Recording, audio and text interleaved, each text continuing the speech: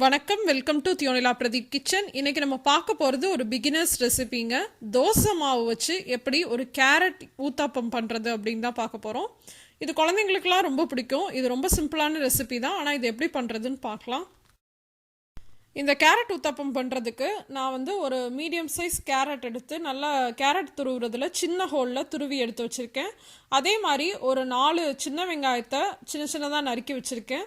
அப்புறம் 1 இன்ச் அளவு இஞ்சி, அப்புறம் பச்சை மிளகாய், இது எல்லாத்தையுமே சின்னதாக நறுக்கியிருக்கேன். கொத்தமல்லியும் கருவேப்பிலையும் தேவையான அளவு எடுத்திருக்கேன்.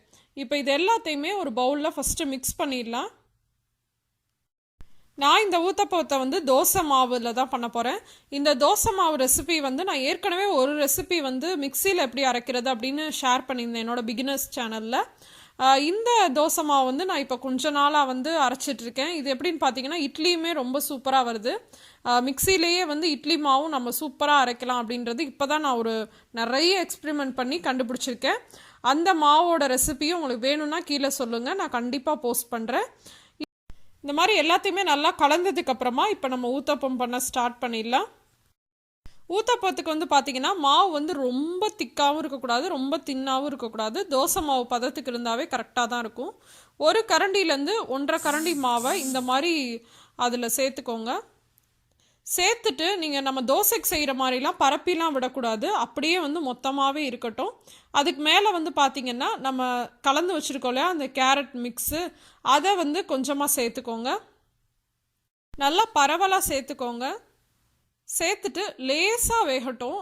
அந்த சைடில் லேசாக பபிள்ஸ் வர ஸ்டார்ட் பண்ண உடனே அதை லேசாக தோசை கரண்டி வச்சு அமுத்தி விடுங்க. ரொம்ப ஃபாஸ்ட்டாக பண்ணாதீங்க, ஸ்லோவாக பண்ணுங்கள். அப்போ தான் அமுத்தி விட்டிங்கன்னா தான் அந்த ஸ்டஃபிங்லாம் வெளியில் பிரிஞ்சு வராமல் ஊத்தாப்பத்தில் அப்படியே ஒட்டிகிட்ருக்கும். அப்போ தான் நமக்கு சாப்பிட்றப்பையும் ரொம்ப நல்லாயிருக்கும். சைடில் பார்த்தீங்கன்னா கொஞ்சமாக நல்லெண்ணெய் அப்படி இல்லைன்னா நெய் சேர்த்துட்டு நீங்கள் கொஞ்ச நேரம் மூடி வச்சிடலாம்.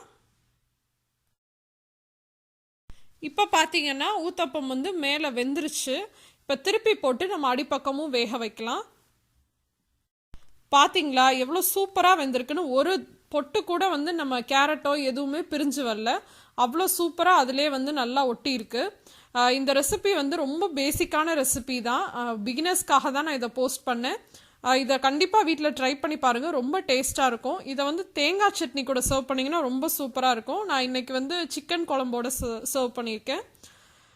இந்த ரெசிபி ட்ரை பண்ணி பார்த்துட்டு எப்படி இருந்துச்சு அப்படின்ற உங்கள் கமெண்ட்ஸ் அண்ட் ஃபீட்பேக்ஸை மறக்காமல் என் கூட ஷேர் பண்ணிக்கோங்க. இந்த ரெசிபி உங்களுக்கு பிடிச்சிருந்துச்சுன்னா லைக் பண்ணுங்கள், உங்கள் ஃப்ரெண்ட்ஸ் கூட ஷேர் பண்ணுங்கள். இன்னொரு இன்ட்ரெஸ்டிங்கான ரெசிபியோட உங்கள் எல்லாரையும் சந்திக்கிறேன். அதுவரை உங்களிடமிருந்து விடைபெறுவது உங்கள் தியோனிலா பிரதீப். தேங்க்யூ.